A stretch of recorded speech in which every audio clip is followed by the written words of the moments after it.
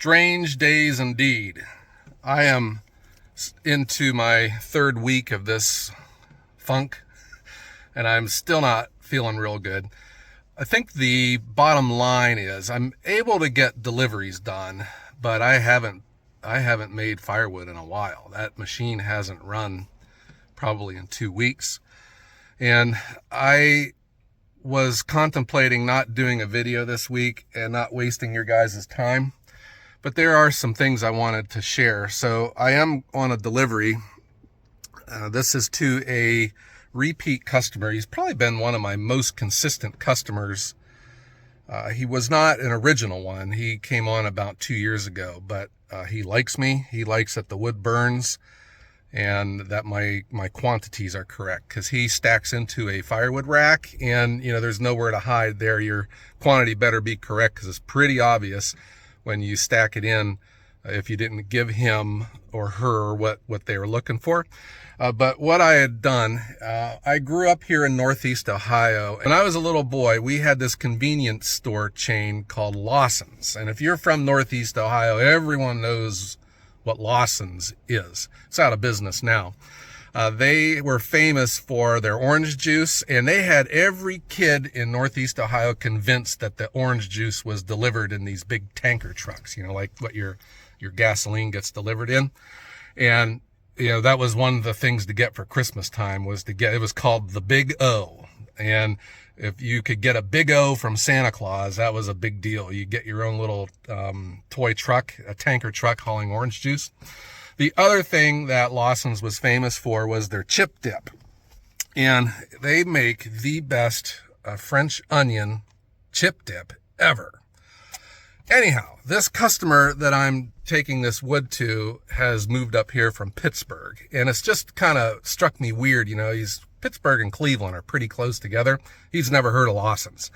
And he was telling me about his favorite food is French onion dip. So I thought, what I'm going to do? I'm going to stop. There is a convenience store chain. I don't know. They bought the rights to this dip and they still sell it. It's Lawson's French onion dip. So I am taking him a surprise this morning. I'm going to gift him some French onion dip when I drop off this firewood to him. So I'm not going to film this delivery. I always say that some of these things about vlogging, I'm not real comfortable with, and I hate asking people, even though they might say, oh yeah, let's do it.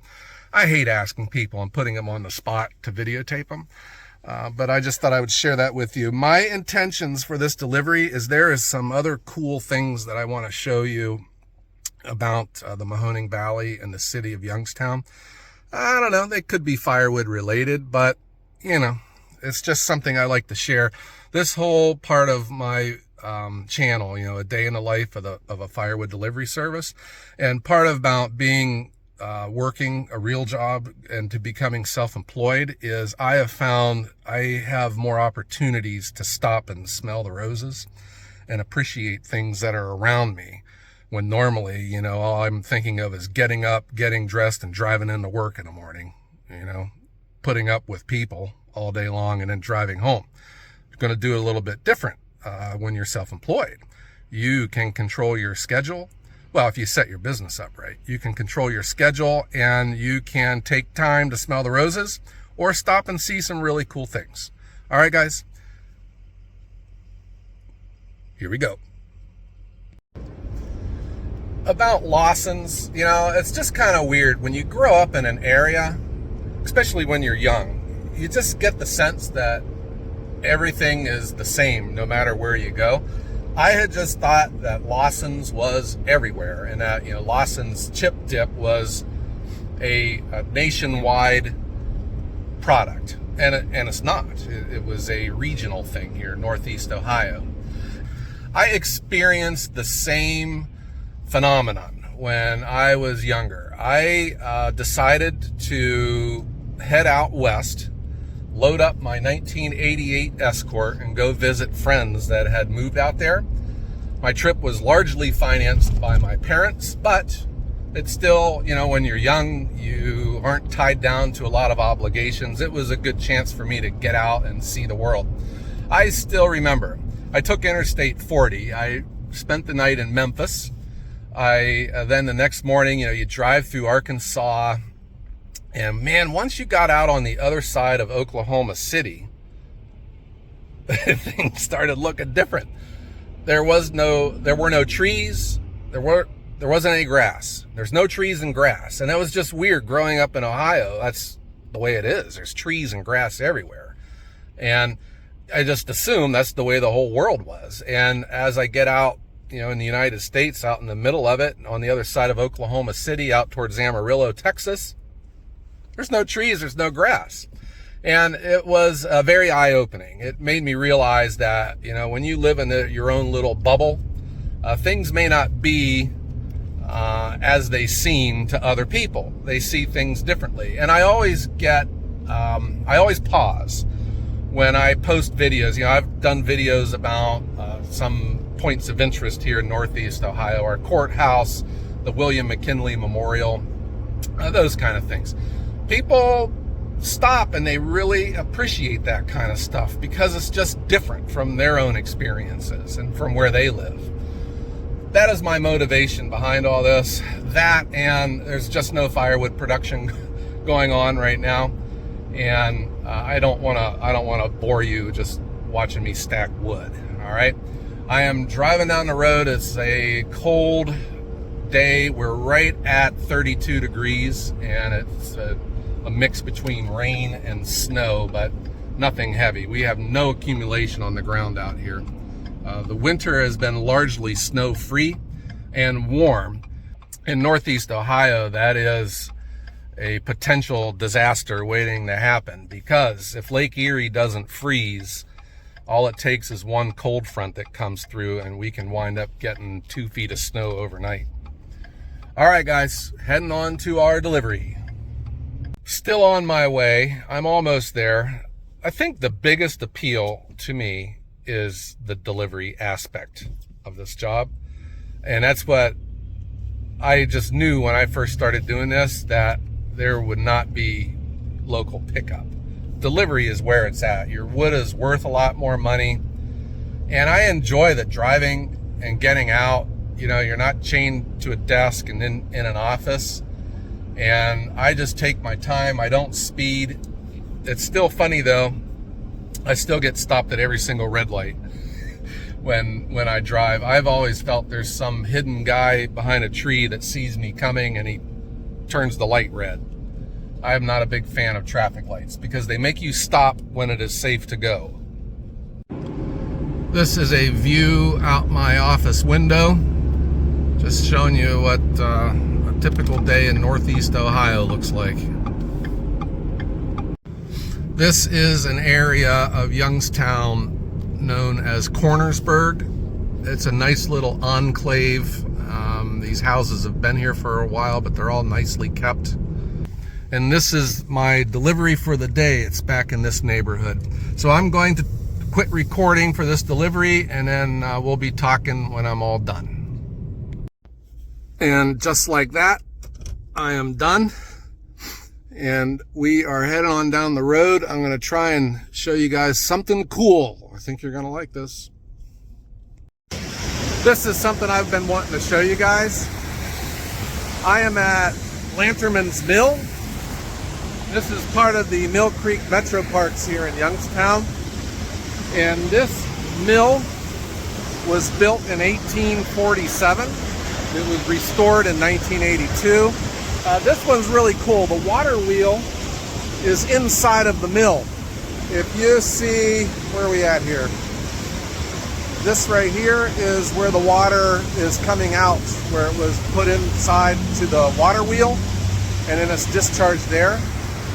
But this is one of these picturesque parts of Youngstown, of the Mahoning Valley.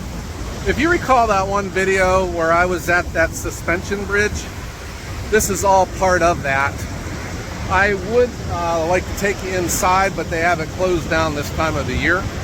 Maybe some other day I can get you in there. But when I was out here looking around, I noticed a lot of beech trees, and this whole area was once known as the Beech Maple Belt. And that goes all the way from central Pennsylvania up through Ohio, Indiana, Michigan, and up into Minnesota. There was just something about the way the beech tree and the maple tree grew together.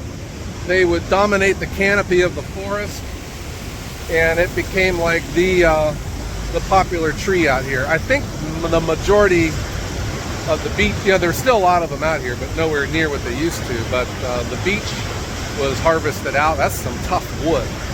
It isn't stringy like elm, but it is just tough. And we've had a very wet winter, and that's why we see so much of the water flowing here in Mill Creek. I hope you guys are enjoying this. There's one other site I'm hoping to show you.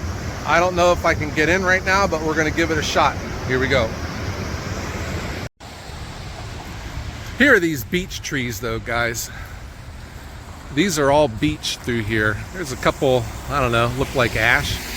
But these ones with the smooth bark, all down through here, these are all beech. I've kind of become a fan of beech after doing firewood. There's a distinct aroma about it. Beech is a, like right here, guys.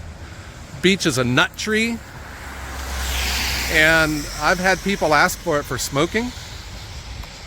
But man, it is a tough wood to split. It is, again, it's not a stringy wood, it's just tough. There's a nice looking beech right here. Nice tree.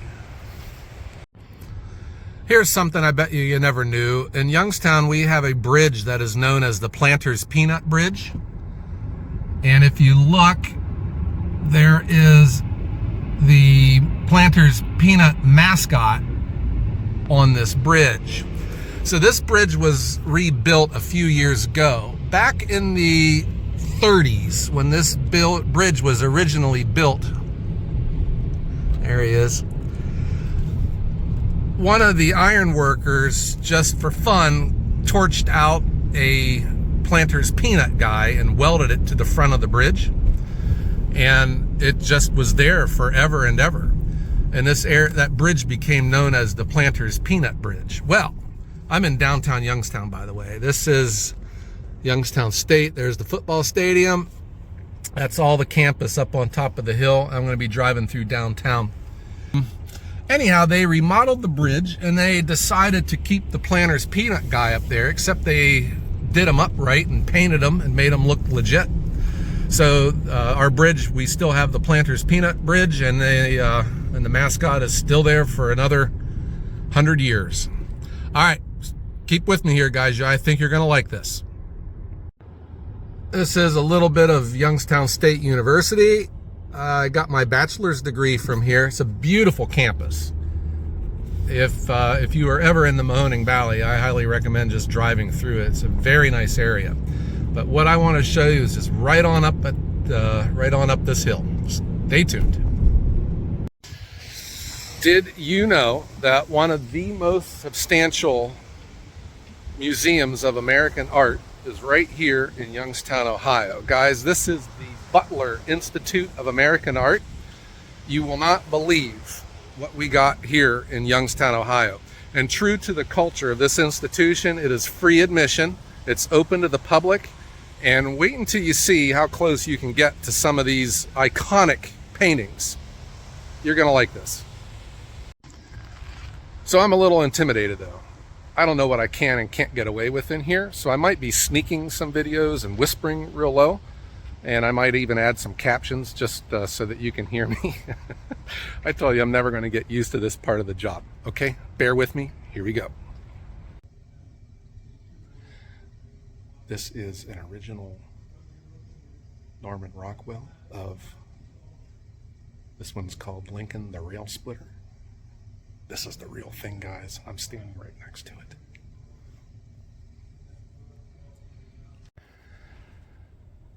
This is my favorite, David Armstrong. He was a Pennsylvania painter and just made beautiful lifelike paintings of the countryside.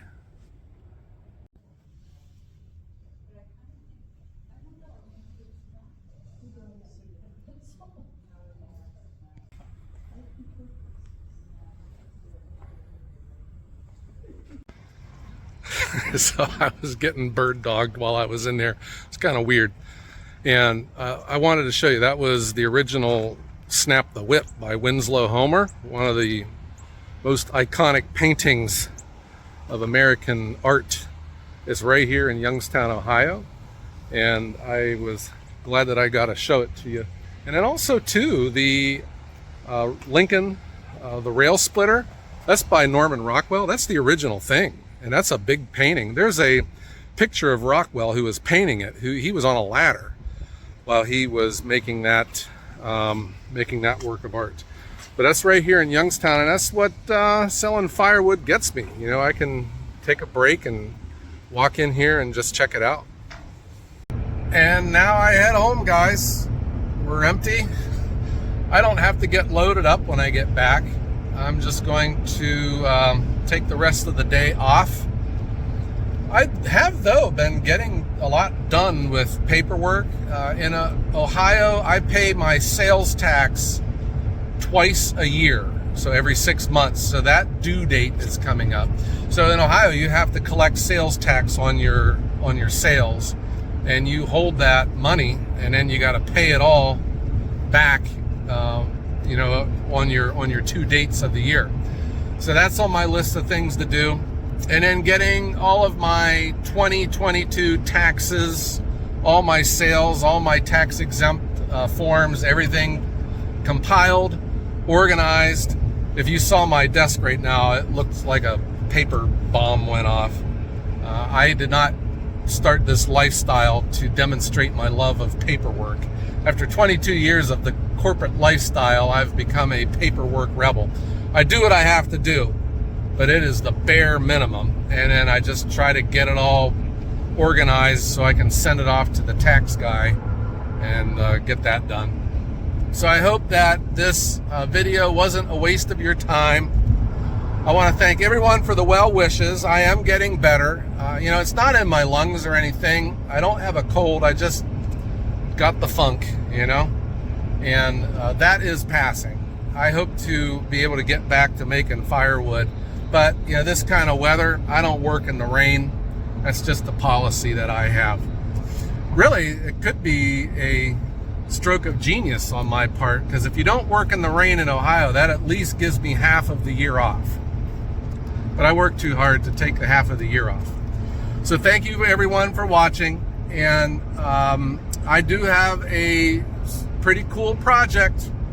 I'm just going to tease you with that coming up. I'll try to share that with you. I'm going to be needing your help because there is a lot of knowledgeable people in our community and people that comment on these videos, and I'm going to be leaning on you guys for some help here coming up.